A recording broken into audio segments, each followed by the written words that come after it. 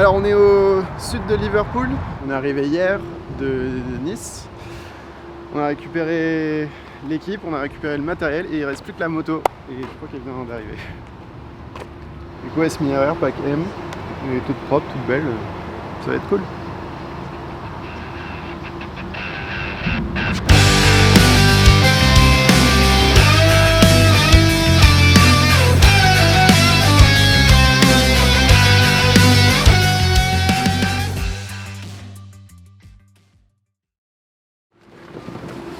Et voilà.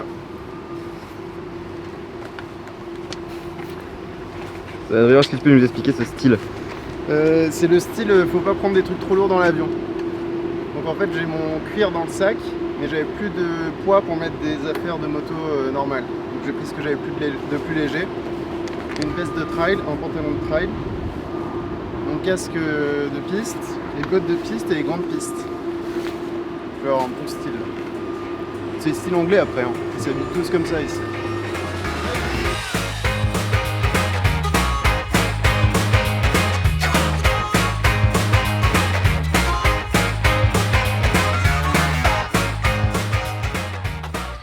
Genre 300 entre les trottoirs. Et du coup c'est de descendre et de dire bah là ils visent entre la pharmacie et les poubelles et c'est passé. Du coup on va faire en fait le tour de l'île avec la S1000RR. On commence par le départ. En fait là-bas la particularité de l'île c'est que la petite lane est toujours en place. Donc on peut toujours aller voir, se garer dedans et tout. Donc on va commencer là. Et après on se déplace de spot en spot. La première journée on fait les spots où ça roule un peu doucement. Tout ce qui est en ville en fait où la vitesse est limitée. Et deuxième journée, on part dans la montagne. Là, normalement, ça doit rouler un peu plus vite.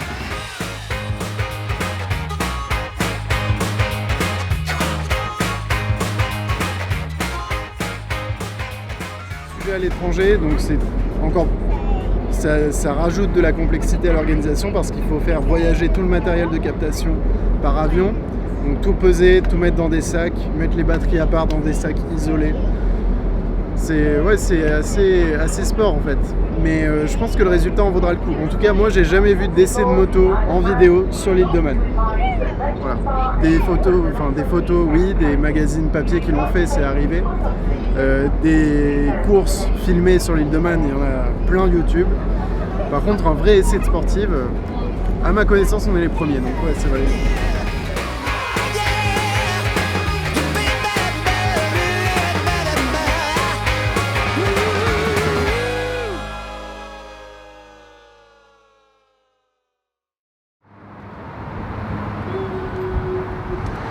Tout commence ici, à Grandstand, dans la pit lane du Tourist Trophy. C'est un endroit qui est ouvert au public, vous pouvez vous égarer. Stéphane Coutel, 2 participations au TT, ancien pilote. À chaque passage, les pilotes passent devant la ligne et la tribune des Grandstands et devant le cimetière, qui rappelle quand même à chaque fois le danger qui est omniprésent sur cette épreuve. Impressionnant de prendre le départ de cette course. On a vraiment le nœud, la boule au ventre, quoi. D'accord, c'est bon.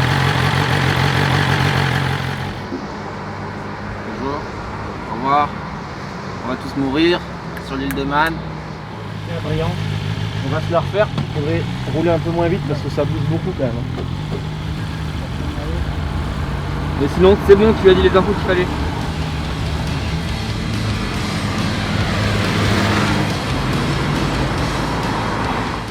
Donc là on est à Bréil, là c'est vraiment la place que tout le monde veut parce que là on est vraiment super bien placé, on voit les motos descendre à une vitesse phénoménale dans la compression de Bréil et là ça remonte, là la route est bossée à la sortie, les motos bougent, c'est vraiment incroyable comme spot.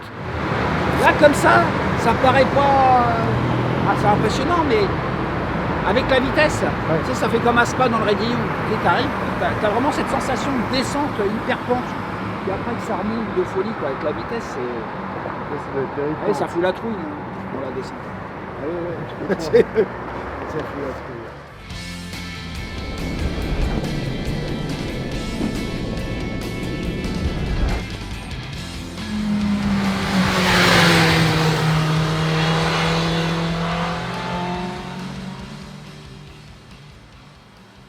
Elle est bonne. Et puis la première année, je suis sorti un peu large ici là et j'ai tapé les murets là, tu vois, le muret là. Le mur, là. J'ai juste touché, hein, j'ai touché. J'ai fait 3 grosses boulettes la première année ici. Mais là, Balle au t'es pas bridge. tombé. Ah non, je suis pas tombé. Non, Ok. non, je me suis fait une frayeur, hein, c'est ce que je disais au propriétaire. Parce que là.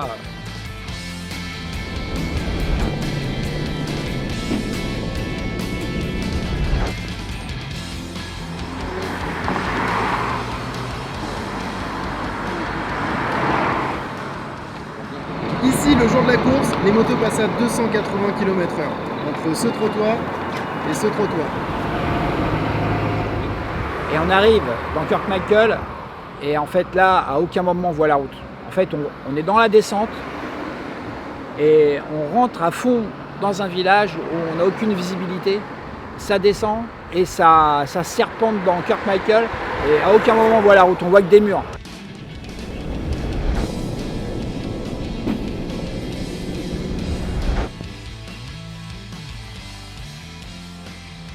Ici, c'est Sulby Straight. C'est l'endroit du circuit où les motos roulent le plus vite. Elles prennent 330 km/h. Donc j'avais écrit un truc avant de venir, mais c'était pas spécialement drôle ou quoi. Et Stéphane m'a dit qu'en fait, ici les spectateurs venaient avec des bières, ils se mettent dans la ligne droite avec leurs bières, et les voitures passent tellement vite que ça fait tomber la mousse. Donc on s'est dit, bah faut essayer de le faire. Et du coup on a commandé des bières, on a fait de la mousse, et je suis passé à bloc avec toi, Romain, qui tenait la bière, et on a essayé de faire tomber la mousse.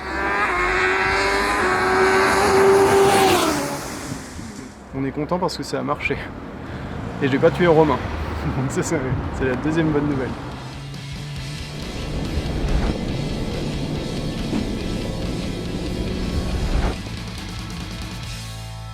Ok, donc là on est à Gooseneck, c'est vraiment le début de la montagne.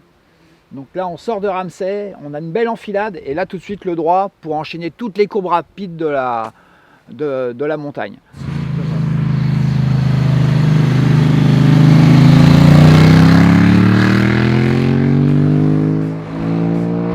J'espère que je réussirai à passer un peu plus vite quand même.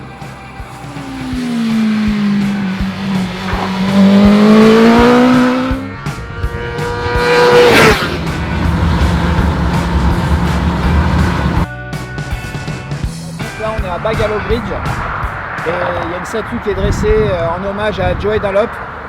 26 victoires au Tourist Trophy. L'enchaînement de Bagallow Bridge avec le passage du rail qui descend à l'accès. Et donc là toute la remontée et après on descend, on bascule vers Greg Niva.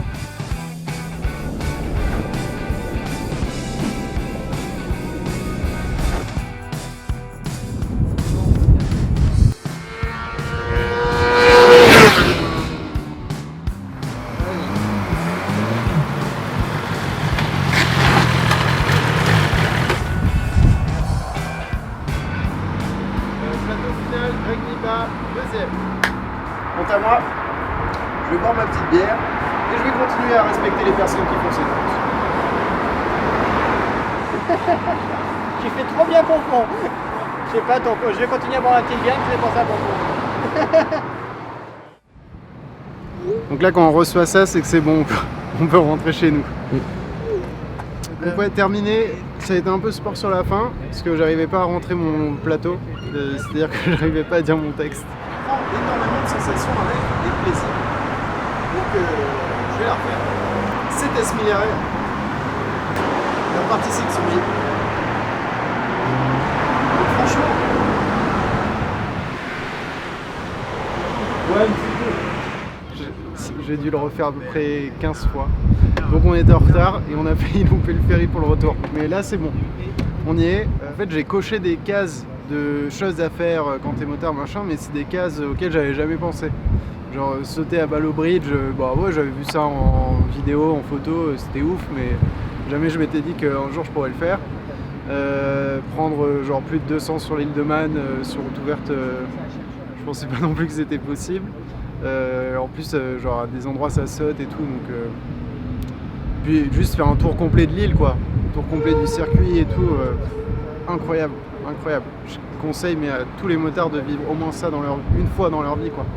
Il n'y a pas d'autre endroit comme ça sur Terre, c'est genre, moi je vais m'en rappeler de ça.